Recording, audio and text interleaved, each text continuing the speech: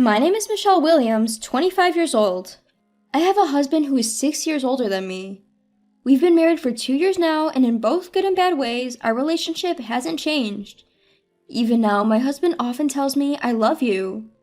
Although this straightforward expression of affection can be embarrassing, I'm honestly happy that he continues to say it.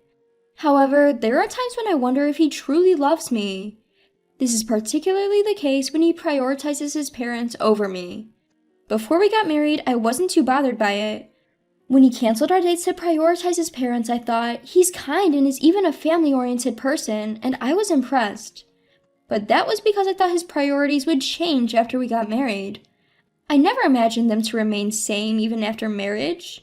I couldn't broach my concern to my husband or in-laws at this point, but I was truly upset when my husband went on a trip with his parents on our wedding anniversary. At first, he seemed to not understand why I was angry, but when he realized it was our anniversary, he apologized desperately with an "oh no" expression. Although I had no intention of forgiving him immediately, after hearing his desperate apology and the story that he took his parents on a trip to make up after a fight, I couldn't stay angry. However, some resentment remained deep inside my heart. At the same time, I began to have a less favorable impression of my in-laws. In particular, the times my husband got called over to my in-laws' place increased, and my dissatisfaction with him and my in-laws piled up. If a similar situation ever occurs again, I decided to directly talk to my in-laws if my husband were to ever prioritize them over me on some kind of anniversary again. One Friday night, I ran into my older sister in town as I was rushing home from overtime work. We hadn't seen each other much since we both got married, so I was happy to see her, and we decided to go out for dinner, just the two of us. Out of courtesy, we both let our husbands know, and we headed to a nearby pub.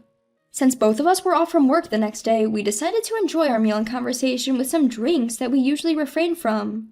After we finished talking about our recent happenings, silence fell. As I sipped my drink and thought about the next topic of conversation, my sister suddenly started chuckling. When I asked her what was wrong, she just said she remembered something funny. She didn't seem to want to talk more about it, but when I insisted she tell me, she reluctantly started speaking. "You know, the other day, I saw someone who looked just like your husband." I was taken aback as I wasn't expecting that.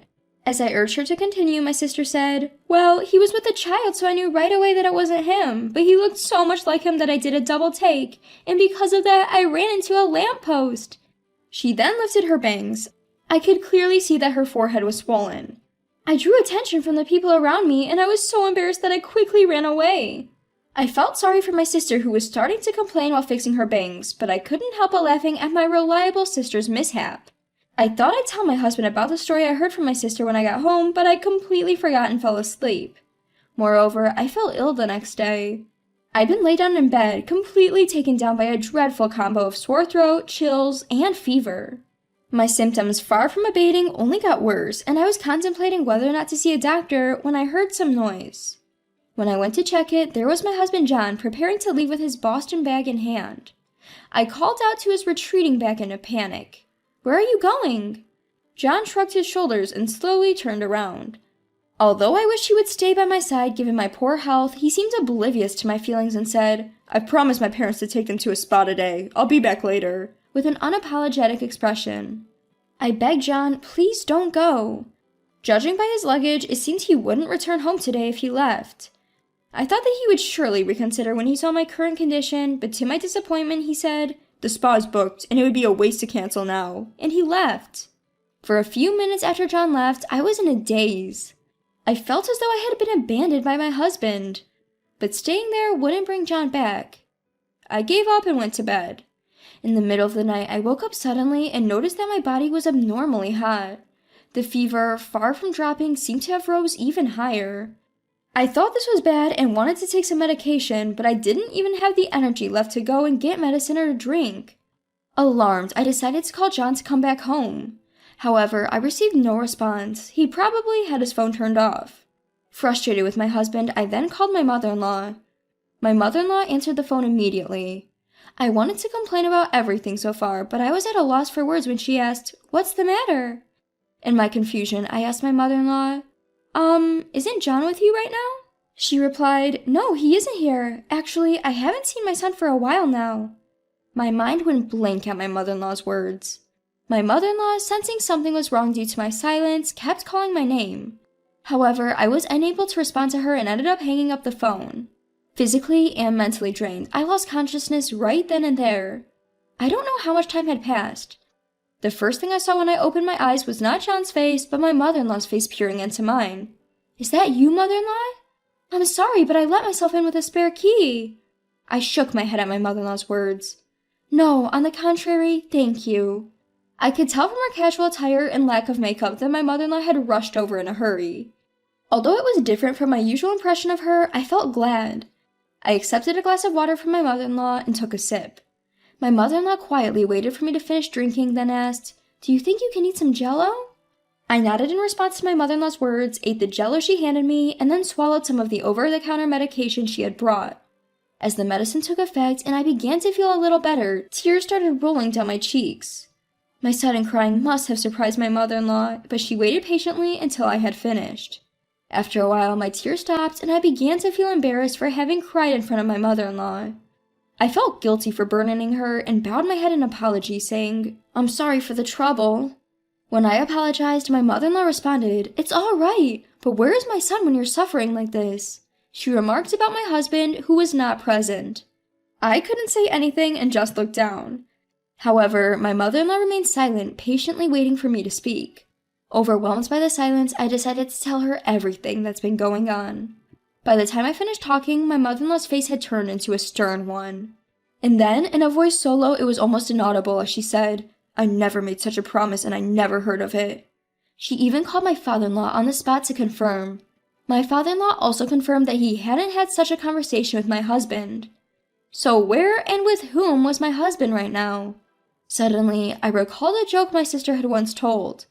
Could it be that story? No, but surely. Unconsciously, my words slipped out and my mother-in-law did not miss them. She asked, "Do you know something?" Caught off guard, I stammered, "No, But my mother-in-law was clear. "I won't tolerate wrong actions from my son just because he's my son. It might be hard for you, but please tell me." Looking into her eyes, I realized I couldn't evade her question. Moreover, at that moment, I trusted my mother-in-law more than my husband. Reflecting on it, I realized that my impression of my in-laws had only been shaped through my husband, not from my own interactions with them.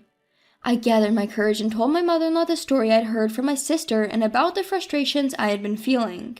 As a result, I learned that most of the things my husband had been telling me about his parents were lies. I became unable to forgive my husband in many ways. Looking at my mother-in-law, I realized she felt the same way. A few weeks after I fell ill, one weekend, my husband said, "I'm going to my parents, might stay overnight." Inside, I thought, so the day has finally come, but outwardly, I saw him off with the indifferent face as usual. After he left, I picked up my phone and called my mother-in-law. The next day, my unsuspecting husband returned as usual. "I brought some souvenirs. Man, my mom just wouldn't let me leave." I could hear my carefree husband's voice from the front door. His footsteps gradually approached and the living room door opened. The moment he entered the living room, "Welcome back. By the way, who is this mom you're talking about?" It was not me, but my mother-in-law who spoke. Seeing his mother's face, my husband froze. Without waiting for a response, my mother-in-law approached my husband with a smile and said, "I thought for sure you were the child I bore with such pain, but maybe I was mistaken." "What? Wait a minute. Why is Mom here?" My husband was muttering in a trembling voice, looking back and forth between me and my mother-in-law. Realizing that his father was also present, my husband finally seemed to grasp the situation. But by that point, it was too late. My mother-in-law, not waiting for any response, pointed to a chair and directed my husband, "Sit." He sat down quietly. Surrounded by me, my mother-in-law, and my father-in-law, my husband looked visibly uncomfortable. Urged by my mother-in-law, I took out some documents from an envelope. Unconcerned with my visibly frightened husband, I laid out the documents I had obtained from the private investigator in front of him. "These," I said, "are all evidence of your infidelity." My husband looked at me desperately after losing his words. However, looking at my husband didn't stir any feelings in me. Without revealing any of my inner relief, I told him, "Your mistress should be receiving a certified letter detailing everything soon." Upon hearing that, my husband stood up and yelled in panic, "Please don't do that! She is a child!" Surprised at my husband's statement, I asked, "So? That's none of my business. If you felt sorry for the child, why didn't you break up with me before starting a relationship with her?" My husband opened his mouth, but he was unable to find any excuses and sat back down. I had learned from the private investigator that my husband's mistress was a single mother, and her child's father was unknown. Whether my husband knew this or not, I didn't know.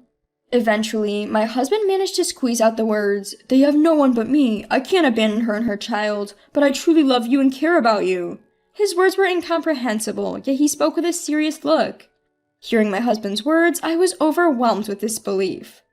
I was supposed to have fallen in love with his kindness, but looking at him now, all our past memories seemed like nothing more than illusions.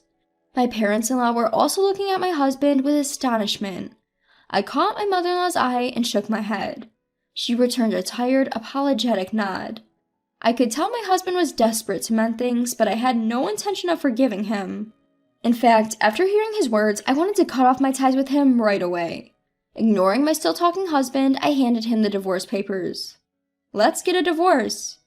When I said that, my husband looked at the divorce papers, then at me, and asked in surprise, "Why? Why?" "Because," I responded, "this incident has brought my feelings and trust in you down to 0.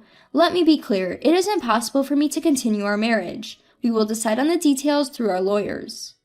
I firmly told my husband, but he shook his head and said, "No, I can't." I was filled with disbelief and anger at my husband's attitude. My mother-in-law seemed to feel the same, and she called my husband's name in a suppressed tone. Looking at my mother-in-law, she was looking at my husband with contempt and said, "You have no right to refuse. This is your doing. We are in favor of the divorce. In fact, it was me who recommended Michelle get a divorce. You have really done something terrible. Reflect on your actions and work hard to pay alimony." After being yelled at by his mother, my husband signed the divorce papers while sobbing. After our divorce, it seems my ex-husband John spent some time crying his heart out at his parents' home. However, after a few weeks, he appeared to settle down, and then he apparently told his parents he was going to remarry, this time with the woman he had an affair with. His parents were livid when they heard this. Especially his father, who was so angry that he told John he would disown him if he married the woman he had an affair with, and effectively kicked him out of the house. Now homeless, John apparently tried to move into the woman's home. However, whether she woke up to his unreliability or gave up on him after he became jobless post-divorce, the woman he had an affair with seemed to have kicked him out. You might wonder how I know all these details. It's because John himself reported it to me. Starting with messages making himself out to be the victim of a tragedy, he eventually sent me a cryptic message saying, "She didn't need me. I was duped. I only have you now." I didn't reply to that message, but instead forwarded it to my lawyer and changed my phone number. Sometime later, I received an apology letter from John's mother via my lawyer. The letter began with an apology and stated that to avoid causing any more trouble, they had decided to make John work under supervision at a company run by relatives. Since then, my days have been peaceful. Right now, I'm living at my parents' home, but I'm planning to start living alone soon. My parents told me that I can stay as long as I need to, but I want to move out as soon as possible so as not to cause them any more worry. My sister Sarah tends to come home frequently when I'm around, worrying about me. In the time following my divorce, there were days when I felt mentally unstable, but I have since regained stability thanks to my family. I believe that in the not-so-distant future, I will be able to move out and start on a new path.